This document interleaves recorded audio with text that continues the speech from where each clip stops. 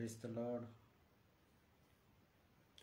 Praise the lord, hallelujah. प्रभुंकर महिमा हो कि प्रभु आज मन को तांकरी चरण निकट रे एकत्र करछंती तांकरी महिमा करिया पई से जीवित परमेश्वर को मोर हृदय सहित धन्यवाद करे कि प्रभु तांकरी करुणामय हस्त आमान ठारे बढ़ाई रखिछंती आ सुंदर समय रे प्रभु आमान को उपस्थित देइछंती। सुंदर शुभ सकाळ प्रभुंकर उपस्थिति रे आमान को प्रत्येक को रखिछ से धन्यवाद करछि। आमानकर लाइव सेशन रे प्रभुंकर उपस्थिति रे आपण समस्त को वेलकम करे। प्रभु प्रत्येक को आशीर्वाद करंतु। आमानकर मिनिस्ट्री द्वारा परमेश्वर महिमा हो। हालेलुया। ए मिनिस्ट्री केवल परमेश्वर महिमा पाई, परमेश्वर कार्य पाई, परमेश्वर सेवा पाई ए मिनिस्ट्री हिची से जीवित परमेश्वर को धन्यवाद करे। आपण समस्त को आमानकर the power of holy spirit ministry आपण प्रत्येक को यीशु का नाम रे वेलकम करे। प्रभु प्रत्येक को आशीर्वाद करंतु। प्रत्येक को तांकर करुणामय हस्तर बांधि रखंतु। ए मिनिस्ट्री द्वारा आपण माने आशीर्वाद प्राप्त होंतु। ए मिनिस्ट्री द्वारा परमेश्वर महिमा हो। हालेलुया। आसंता माने आजकर वाक्य को प्रभु को हस्तर समर्पण करी प्रार्थना करवा। आजकर ए लाइव सेशन रे परमेश्वर वाक्य को शिक्षा पाए जो समय पाई से जीवित परमेश्वर हम अल्प समय प्रभु प्रार्थना करिया। प्रभु आमान को साहाय्य करंतु। सर्वशक्तिमान परमेश्वर पिता तुम पवित्र नाम धन्यवाद दौछ राजा। तुम्हें जे बापा प्रभु मंगलमय परमेश्वर अट प्रभु साहाय्यकारी परमेश्वर है अछ प्रभु आमानकर दायित्व नेवार परमेश्वर पिता धन्यवाद दौछ राजा। प्रभु इस समय परमेश्वर तुम्हारी वाक्य द्वारा आमान को तुम्हें कथा कह राजा यीशु नाम रे बापा जो वाक्य पिता आज आम पढ़िया पे जाऊँ बापा शिक्षा पे जाऊँ पवित्र आत्मा ये जगह तुम्हारी आत्मा को उपस्थिति दे बापा तुम्हें गाइड कर, तुम्हें लीड कर प्रभु। प्रत्येक लाइव सेशन थी प्रत्येक मोर भाई भणी मान को तुम्हें यीशु का नाम रे आशीर्वाद कर प्रभु। प्रत्येक व्यक्ति को तुम्हें यीशु का नाम आशीर्वाद कर प्रभु। तुम सामर्थ्य सहित तुम शक्ति रे तुम अभिषेक रे बांध बोली प्रार्थना कर राजा प्रभु। एवं प्रभु तुम्हारी महिमा निमंते आप आज कर वाक्य आप हो बोली प्रार्थना। पवित्र आत्मा तुम्हें गाइड करो, तुम्हें लीड करो प्रभु। एवं तुम्हारी पवित्र आत्मा का शक्ति द्वारा तुम्हें वाक्य द्वारा तुम्हें कथा को प्रार्थना कर राजा प्रभु। पवित्र आत्मा मोहन प्रभु तुम्हें जगह वक्ता ही तुम्हारे लोकमान निमंते कवि से वाक्य आवश्यक अच्छी तुम्हें यीशु का नाम तुम कथा को महिमा गौरव प्रशंसा तुमको दौची पिता। तुम यीशु का नाम रे जगह प्रत्येक जिते जन लाइव अच्छा प्रत्येक को तुम यीशु का नाम आशीर्वाद करो। महिमा गौरव प्रशंसा तुमको दे ये प्रार्थना यीशु ख्रीष्ट का नाम मांगुछि पिता। आमेन आमेन। सो प्रेज द लॉर्ड। परमेश्वर महिमा हो। प्रभु आज मन को पुनर्बार तांकरी चरण निकट रे एकत्र होगा तांकरी महिमा करिया प्रशंसा करिया प्रभु मन को सुंदर सुजोग दे से जीवित परमेश्वर को मुझे धन्यवाद करे। आपण समस्त को मध्य हृदय सहित धन्यवाद कि प्रभु आपण मान को आशीर्वाद करंतु। आपण माने मध्य प्रभुंकर महिमा निमंते प्रभुंकर वाक्य सुनने ये लाइव सेशन रे समस्त उपस्थित होती से प्रभु आपण प्रत्येक को आशीर्वाद करंतु। आमेन। आसंता माने परमेश्वर का वाक्य देखिबा। प्रथम जहन तार 2 अध्याय तार 3 पद। प्रथम जहन तार 2 अध्याय तार 3 पद रे परमेश्वर का वाक्य लिखा जाए, जदि आमे माने ताहांकर आज्ञा पालन करू तेबे तद्वारा ज्ञात हेउ जे आमे माने ताहांको जानो। आजिकर वाक्य आम देखुଛୁ आमे ईश्वरंकर आमे यीशुंकर अनुगामी। हालेलुया। आम अनेक समय शुणिथिबा मु प्रभु को जानी, मो प्रभु को चिन्ही, प्रभु को सहित मु चालुछि। हालेलुया। किंतु अनेक समय लोक माने कहते मु प्रभु को सहित अच्छी, प्रभु को सहित कार्य करुछि, किंतु तांकर जीवन रे परमेश्वरंकर आज्ञा पालनता न थाए जद्वारा से माने अनेक जगह झुंटी पड़ते। से आज वाक्य आमको आम जदि यीशुंकर पछरे चालुछु ताहले आमको पाखरे प्रमाण हेबा आवश्यक अटे कि हाँ मु प्रभुंकर पछरे से प्रमाण आज देखिया।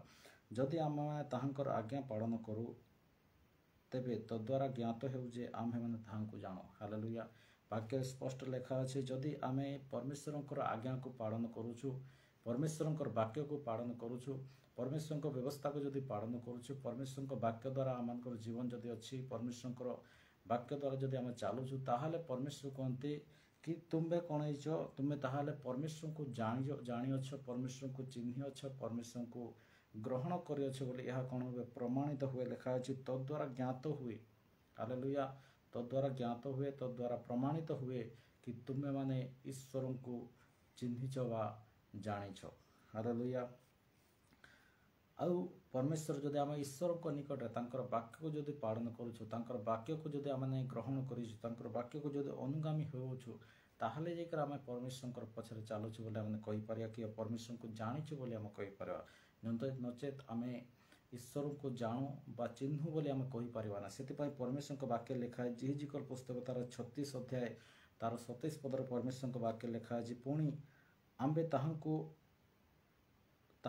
ताहांको अंतरे आंभर आत्मा स्थापन करवा और तुमको आंभर विधि रूप पथरे चलाइबा तहिरे तुम्हें माने आंभर शासन सकल रक्षा करी पालन करियो परमेश्वर कहते जदि तुम्हें मोर वाक्य को जदि पालन करिवो आ जदि तुम मते चिन्हिब मते जानिब ताहले मु कोन करिबे लेखा अछि पुणी आंबे तुमर अंतर आंभर आत्मा स्थापन करिया बाइबल लेखा अछि परमेश्वर कोन कहते जदि तुम मते जानिया चाहूच मते चिन्हिया चाहूच मते ग्रहण करने चाहूच ताहले प्रथम आज्ञा होछि कि आम ईश्वर वाक्य को पालन करवा तापर परमेश्वर कौन करते आमर आत्मा परमेश्वर कौन करे अपना आत्मा से पवित्र आत्मा जो पवित्र आत्मा को द्वारा मैंने ईश्वर को जानी पारिबा जो पवित्र आत्मा को द्वारा आम ईश्वर को चिन्हि पारिबा से पवित्र आत्मा कौन करे आम मानकर अंतर रे परमेश्वर कौन करेंगे स्थापन करेंगे हालेलुया पवित्र आत्मा बाइबल लिखा जाए पवित्र आत्मा को बिना आम ईश्वर को जानिबा ईश्वर को चिन्हिबा ईश्वर को विश्वास करवा ईश्वर को निकट रे निजको समर्पण करवा कि ईश्वर को ग्रहण करने आम सक्षम हो पारिबा ना पवित्र आत्मा नहले आम किछि नुहे से पवित्र आत्मा आम को बहुत आवश्यक बाइबल लिखा से पवित्र आत्मा आम को शिखाते आम केमती प्रार्थना करवा आवश्यक अटे आम केमती परमेश्वर सहित रहिबा आवश्यक अटे आमर जीवन केमती हेबा आवश्यक अटे आमर प्रार्थना लाइफ केमती हेबा आवश्यक अटे आम केमती आत्मिक जीवन केमती बढ़िबा आवश्यक अटे आम केमती आमर परमेश्वर सहित केमती चलवा परमेश्वर सहित केमती गमनागमन करवा परमेश्वर सहित केमती आम निजे परमेश्वर सहित केमती पढ़ा परमेश्वर से विषय परमेश्वर वाक्य आमको पवित्र आत्मा आमको शिखाती पवित्र आत्मा आमको गाइड करती लीड करती से पवित्र आत्मा को बिना आम कि नुहे से परमेश्वर वाक्य लिखाई पवित्र आत्मा कौन करेंगे भाई लिखाई आम्भे तुम्बर अंतर आंभर आत्मा स्थापन करवा हालेलुया परमेश्वर कौन करे आमर हृदय परमेश्वर आत्मा कौन करे आमको स्थापन करे आमर हृदय परमेश्वर आत्मा स्थापन हेब स्थापित हेब जद्वारा आम परमेश्वर को जानी पारे परमेश्वर को चिन्हि पारिबा हालेलुया लेखा अछि तुम मानंकु आंबर विधि रूप पथ चढ़ाइबा हालेलुया परमेश्वर कहते मोर जो विधि अच्छी मोर जो नियम अच्छी से नियम अनुजाई मु तुमको चढ़ेबी मु से नियम अनुजाई मु तुमको सिखाइबी मु से नियम अनुजाई से पवित्र आत्मा कौन करे तांकर विधि को आम शिखाइबे से विधि द्वारा आम चली पारिबा से विधि द्वारा आम गमन करि पारिबा हालेलुया लेखाए तहिरे तुम माने आंभर शासन रक्षा करी पालन करिवो तुम माने कौन करे आंभर शासन रक्षा करी पालन करिवो से विधि द्वारा से नियम द्वारा आम परमेश्वर ठारे चली पारिबा जदि आम परमेश्वर विधि को जानिबा नाही परमेश्वर को नियम को जानिबा नाही परमेश्वर आज्ञा को जदि पालन करिबा नाही ताहले आम ईश्वर को जानिछु कि ईश्वर को चिन्हिछु कि ईश्वर को आम ग्रहण करियछु बोली कहि पारे जद्वारा परमेश्वर कहते जदि तुम मोर आज्ञा पालन करुछ कि पवित्र आत्मा तुम हृदय स्थापित होई अछंती एवं तुम्हें जदि परमेश्वर को विधि द्वारा जदि चालित होउछ ताहले तुम जाई ताहले तुम परमेश्वर से रास्ता परमेश्वर शासन को जदि तुम रक्षा करुछ ताहले जाकर तुम परमेश्वर को जानिछ कि चिन्हिछ बोली आम कहि पारे से मोर प्रिय माने आम समस्ते परमेश्वर ठारे तांकर विधि को तांकर आज्ञा को पालन करने विधि को नियम को पालन करने आम सजाग हेबा परमेश्वर ठारे बढ़िया सजाग हेबा परमेश्वर ठारे तांकर आज्ञा को पालन करने सजाग हेबा कारण परमेश्वर कहते मु तोर साहाय्यकारी अटे मु तते शिखाइबी मु तते कढ़े नेबी हालेलुया बाइबल लिखा अछि एब्री पुस्तक तार 5 अध्याय तार 9 पद लिखा अछि पुणी सिद्ध होई निजर आज्ञाकारी मानक प्रति अनंत परित्राण କାରଣ ସ୍ୱରୂପ ହେଲେ। ହାଲେଲୁୟା। ପରମେଶ୍ୱରଙ୍କ ବାକ୍ୟ ଲେଖା ଅଛି ପରମେଶ୍ୱର କ'ଣ କଲେ ସିଦ୍ଧ ହେଇ ହାଲେଲୁୟା ନିଜକୁ ସିଦ୍ଧ କଲେ, ନିଜକୁ ନମ୍ର କଲେ, ନିଜକୁ ଠିକ୍ କଲେ, ସଠିକ୍ କଲେ, କରେକ୍ଟ କଲେ। ସେହି ପ୍ରକାର ଆମମାନଙ୍କ ଜୀବନରେ ମଧ୍ୟ ଆମେ ମଧ୍ୟ ସେହି ପ୍ରକାର ନିଜକୁ ସଠିକ୍ କରିବାର ଅଛି। ଆମମାନଙ୍କର ଜୀବନରେ ଯେକୌଣସି ଭୁଲ ଅଛି, ଯେକୌଣସି ଗଲତି ଅଛି, ଯେକୌଣସି ବିଷୟ ଆମମାନଙ୍କ ପାଖରେ ଅଣା ଅଛି, ପରମେଶ୍ୱର କୁହନ୍ତି ତୁମେ ନିଜକୁ କରେକ୍ଟ କରିବା ପାଇଁ ଚେଷ୍ଟା କର, ନିଜକୁ ଠିକ୍ କରିବା ପାଇଁ ଚେଷ୍ଟା କର। ଯଦି ଆମେ ଠିକ୍ କରିବା ତାହେଲେ ଇଏ ପରମେଶ୍ୱର କୁହନ୍ତି ଅନନ୍ତ ପରିତ୍ରାଣର କାରଣ ସ୍ୱରୂପ ହେଲେ। ହାଲେଲୁୟା। ଅନନ୍ତ ପରିତ୍ରାଣ, ଅନନ୍ତ ଜୀବନ, ଅନନ୍ତ ଅଧିକାରୀ।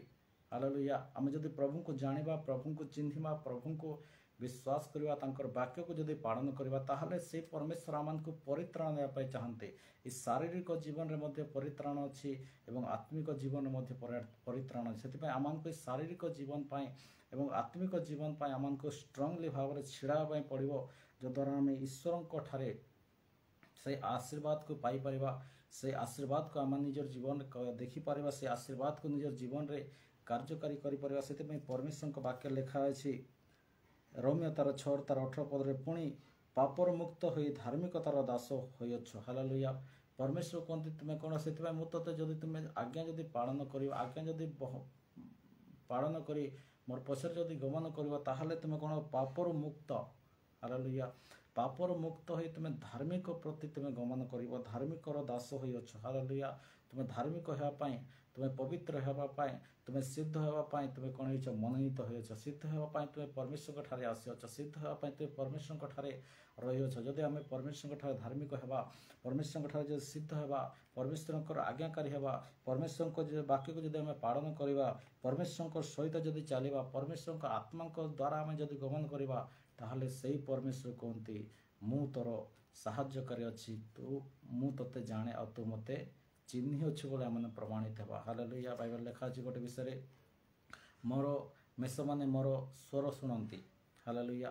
ଈଶ୍ୱରଙ୍କ ଲୋକମାନେ ଈଶ୍ୱରଙ୍କର ସ୍ୱର ଶୁଣନ୍ତି, ଈଶ୍ୱରଙ୍କ ଆୱାଜକୁ ଚିହ୍ନନ୍ତି, ଈଶ୍ୱରଙ୍କର ସ୍ୱରକୁ ଶୁଣନ୍ତି ଏବଂ ଈଶ୍ୱରଙ୍କୁ ଜାଣନ୍ତି। ଯଦି ଆମେ ଈଶ୍ୱରଙ୍କ ସ୍ୱରକୁ ଶୁଣିପାରିବା ନାହିଁ କିମ୍ବା ଈଶ୍ୱରଙ୍କୁ ଜାଣିପାରିବା ନାହିଁ ତାହେଲେ ଆମମାନଙ୍କର ଜୀବନ, ଏଇ ମାଟିମୟ ଜୀବନ, ଏଇ ଶାରୀରିକ ଜୀବନ ଆମମାନଙ୍କର ଦିନେ ଆମେ ସମସ୍ତେ ନଷ୍ଟ ହୋଇଯିବା। କିନ୍ତୁ ପରମେଶ୍ୱରଙ୍କର ବାକ୍ୟ ଯଦି ଆମମାନଙ୍କ ଠାରେ ଥିବ, ପରମେଶ୍ୱରଙ୍କର ବାକ୍ୟ ଯଦି ଆମମାନଙ୍କ ଜୀବନରେ କାର୍ଯ୍ୟକାରୀ କରୁଥିବ, ତଦ୍ୱାରା ପରମେଶ୍ୱର କୁହନ୍ତି ଧାର୍ମିକର ପରିତ୍ରାଣ ଦେଖିବ। ହାଲେଲୁୟା। ଧାର୍ମିକ ହୋଇ ପରମେଶ୍ୱର ଆପଣଙ୍କୁ ପରିତ୍ରାଣ ଦେଖାଇବା ପାଇଁ ଚାହାନ୍ତି, ଅନନ୍ତ ପରିତ୍ରାଣ ଦେବା ପାଇଁ ଚାହାନ୍ତି। ସେଥିପାଇଁ ପରମେଶ୍ୱର କୁହନ୍ତି ତୁ ମୋର ପଛରେ ଚାଲ, ମୋର ପଛରେ ଗମନ କର, ଯଦ୍ୱାରା ମୁଁ ତୋତେ ଆଶୀର୍ବାଦ କରିବି। ହାଲେଲୁୟା।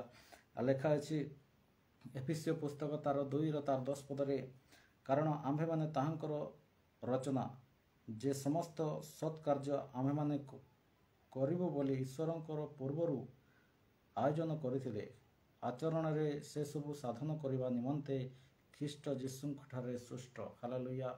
ପରମେଶ୍ୱର ଆଗରୁ ପ୍ଲାନ୍ କରିଥିଲେ, ଆଗରୁ ଯୋଜନା କରିଥିଲେ କି ପରମେଶ୍ୱର ଆମମାନଙ୍କୁ କେମିତି ଆମମାନଙ୍କୁ ବାଛିବେ, କେମିତି ଆମମାନଙ୍କୁ ମନୋନୀତ କରିବେ, କେମିତି ଆମକୁ ଈଶ୍ୱରଙ୍କର ପଛରେ କଢ଼େଇ ନେବେ। ସେ ବିଷୟରେ ଏବେ ଲେଖା ଅଛି କି ପରମେଶ୍ୱର ଆମମାନଙ୍କୁ ମାତାର ଗର୍ଭରୁ ଆମମାନଙ୍କୁ ଜାଣିଛନ୍ତି କି ଆମେ କେମିତି ଅଛୁ। ହାଲେଲୁୟା। ସେଥିପାଇଁ ବାଇବେଲ ଲେଖା ଅଛି କାରଣ ଆମ୍ଭେମାନେ ତାହାଙ୍କର ରଚନା, ଆମ୍ଭେମାନେ ତାହାଙ୍କର ସୃଷ୍ଟି ଅଟୁ। ହାଲେଲୁୟା। ଆମମାନେ ପରମେଶ୍ୱର ବାଇବେଲ ଆଦି ପୁସ୍ତକରେ ଲେଖା ଅଛି, ଉତ୍ପତ୍ତି ପୁସ୍ତକରେ କି ପରମେଶ୍ୱର କ'ଣ କଲେ, ମନୁଷ୍ୟକୁ ଆପଣା ସାଦୃଶ୍ୟରେ ଆପଣା ସମାନତାରେ ପ୍ରଭୁ ନିର୍ମାଣ କଲେ। କାହିଁକି ନା ସେ ପରମେଶ୍ୱର ଏଥିପାଇଁ ଆମମାନଙ୍କୁ ରଚନା କଲେ, ଏଥିପାଇଁ ନିର୍ମାଣ କଲେ କି ଆମେ ପରମେଶ୍ୱରଙ୍କର ମହିମା କରିପାରୁ, ପରମେଶ୍ୱରଙ୍କୁ ଜାଣିପାରୁ, ପରମେଶ୍ୱରଙ୍କୁ ଚିହ୍ନିପାରୁ, ପରମେଶ୍ୱରଙ୍କ ସହିତ ଚାଲିପାରୁ, ପରମେଶ୍ୱରଙ୍କ ସହିତ ନିଜର ସମୟକୁ ବ୍ୟତୀତ କରିପାରୁ, ଯଦ୍ୱାରା ପରମେଶ୍ୱର ଆମମାନଙ୍କୁ ଆଶୀର୍ବାଦ କରିବେ। ହାଲେଲୁୟା। ସେଥିପାଇଁ ବାଇବେଲ ଲେଖା ଅଛି କାରଣ ଆମ୍ଭେମାନେ ତାହାଙ୍କ ରଚନା, ଯେ ସମସ୍ତ ସତ୍କାର୍ଯ୍ୟ ଆମ୍ଭେମାନେ କରିବୁ ବୋଲି ଈଶ୍ୱର ପୂର୍ବରୁ କ'ଣ କରିଥିଲେ, ଆୟୋଜନ କରିଥିଲେ। ହାଲେଲୁୟା। ଆମେ ପ୍ରତ୍ୟେକ ସତ୍କର୍ମ, ପ୍ରତ୍ୟେକ ଉତ୍ତମ କର୍ମ, ପ୍ରତ୍ୟେକ ଭଲ କର୍ମ ଆମେ କରିବା। ସେଥିପାଇଁ ପରମେଶ୍ୱର ବାଇବେଲ ଲେଖା ଅଛି ପରମେଶ୍ୱର ଆଗରୁ କ'ଣ କରେ, ପୂର୍ବରୁ ସତ୍କାର୍ଯ୍ୟ କରିବା ପାଇଁ ପୂର୍ବରୁ ଆମମାନଙ୍କୁ ମନୋନୀତ କରିଅଛନ୍ତି। ଆଚରଣରେ ସେସବୁ ସାଧନ କରିବା ନିମନ୍ତେ ଖ୍ରୀଷ୍ଟ ଯୀଶୁଙ୍କ ଠାରେ ସୃଷ୍ଟ ହୋଇଅଛ। ଆଚରଣରେ, ହାଲେଲୁୟା, ନିଜର ବ୍ୟବହାରରେ, ନିଜର ଚାଲିଚଳନରେ, ନିଜର ପ୍ରତ୍ୟେକ ବିଷୟରେ ଆମେ ସେସବୁ ପୂର୍ଣ୍ଣ କରିବା, ସେସବୁ ଠିକ୍ କରିବା, ସେସବୁ आमे कार्यकारी करवा से परमेश्वर कौन कर आम को सृष्टि कर परमेश्वर आम को निर्माण कर परमेश्वर आम को बाछी अच्छा से परमेश्वर आम को मनोनीत कर मोर प्रिय मैंने आम परमेश्वर ठारे ईश्वर को जाचु ईश्वर को चिन्हिचु बोली कहले हेब ना किंतु ईश्वर आज्ञा को पालन करिवार अछि ईश्वर विधि को पालन करिवार अछि ईश्वर शासन को रक्षा करिवार अछि निजको सिद्ध करिवार अछि निजको परमेश्वर ठारे धार्मिक करिवार निजको परमेश्वर ठारे पवित्र करिवार अछि निजको परमेश्वर ठारे सत्य कर्म करिवार अछि हालेलुया जद्वारा परमेश्वर आमको कहबे कि तू मते चिन्हि अछु बोली हालेलुया आम जदि से प्रकार कार्य करू ताहले परमेश्वर आम को आशीर्वाद कर रोमियो तार 8 तार 10 11 एवं 12 13 ए पद पढ़िवा ताहले शरीर पाप हेतु मृत अटे मात्र आत्मा धार्मिकता हेतु जीवित अटे शरीर पाप हेतु शरीर जो शरीर आम बास करुचे शरीर पाप हेतु कौन हो मृत होने अनेक समय पाप करूँ अनेक समय अधर्म करूँ आमर जन्म पाप रही से परमेश्वर वाक्य शरीर पाप हेतु कौन हो मृत हो शरीर पाप हेतु मृत्यु होती आम को धार्मिक मात्र आत्मा धार्मिकता हेतु जीवित अटे हालेलुया आत्मा कौन है आम शरीर जो आत्मा मनुष्य मध्य तीनोटी अवस्था अच्छे शरीर आत्मा आ प्राण ए शरीर आत्मा प्राण जो अच्छी ये शरीर दिन माटे मिशिव किंतु आत्मा आमकर चिरस्थायी अटे से आत्मा को प्रभु रक्षा करने से आत्मा को अनंत जीवन देवाई से आत्मा को सुरक्षित करने परमेश्वर आम को कहते मात्र आत्मा धार्मिकता हेतु जीवित अटे आम जदि आत्मा को जदि बंचाइबा चाहिए आम जदि आत्मा को जदि सुरक्षा रखा आम जदि आत्मार द्वारा जदि कार्य करवा ताहले परमेश्वर कहते तोर आत्मा कौन हो जीवित अटे हालेलुया कारण जदि शारीरिक भावानुसार आमे माने जीवन यापन कर तेबे अवश्य मरियो बाइबल लेखा जदि आम शारीरिक अनुसार शारीरिक कार्य करवा शारीरिक अनुसार जदि जीवन बिताइबा शारीरिक अनुसार निज समय को व्यतीत करवा शारीरिक अनुसार जदि आम पाप करवा शारीरिक अनुसार जदि आमने अधर्म करवा शारीरिक अनुसार जदि आमने कौन सी गलत काम करवा ताहले परमेश्वर लेखा अछि कारण जदि शारीरिक भाव अनुसार जदि आम्भे माने जीवन यापन करूँ तेबे अवश्य मरिवा हालेलुया किंतु जदि आत्मा द्वारा आम्भे माने शरीर कर्म सबू को विनाश कर ताहले जीवित रहिबो जदि आमे आत्मा द्वारा शरीर प्रत्येक कर्म को जदि आमे मारिबा शरीर प्रत्येक कर्म को जदि विनष्ट करवा शारीरिक प्रत्येक कर्म को जदि नाश करवा ताहले आमे परमेश्वर वाक्य लेखाई ताहले आमे जीवित रहिबा मोर प्रिय माने आमे समस्ते परमेश्वर चाहते कि आमे समस्त जीवित रहू परमेश्वर चाहते कि आमे पवित्र रहो परमेश्वर चाहते कि आमनकर पाखरे धार्मिकता देखा जाओ परमेश्वर चाहते कि आमनकर जीवन धार्मिक जीवन हो परमेश्वर चाहते कि आमनकर जीवन पवित्र जीवन हो से जीवन को परमेश्वर चाहते हालेलुया से धार्मिक जीवन को परमेश्वर चाहते से अनंत जीवन रे प्रत्येक अधिकारी हंतु बोली परमेश्वर चाहते से आम शारीरिक भावानुसार न चली आत्मिक भावानुसार आत्मिक भावना अनुसार आत्मिक अनुसार आत्मिक जीवन अनुसार आम गमन करो जद्वारा परमेश्वर आम को जीवित देखिए हालेलुया आम द्वितीय तिमोथी तार 2:19 पद पढ़ा आउ जे कहीं प्रभु को नाम धरे से अधम